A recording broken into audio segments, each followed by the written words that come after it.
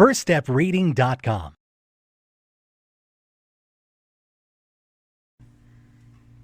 So we're making our water cycle experiment. On the bottom, we drew our lake and river.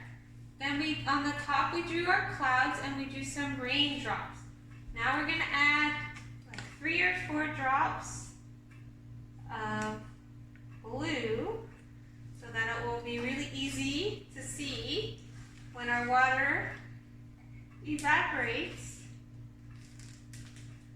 So we filled it up just to the top of what we drew as our lake or river, and the water's gonna evaporate. It's gonna turn into gas when we hang this up in the sun, and then it's gonna come back down as rain when too much water gets up top, just like real clouds.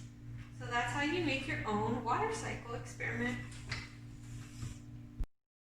Hi, this is Heather from firststepreading.com. Please subscribe to our channel on YouTube at First Step Reading. Like us on Facebook at First Step Reading, and follow us on Instagram at www.firststepreading.com.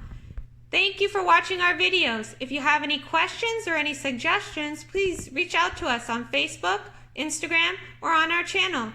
Thank you and have a great day.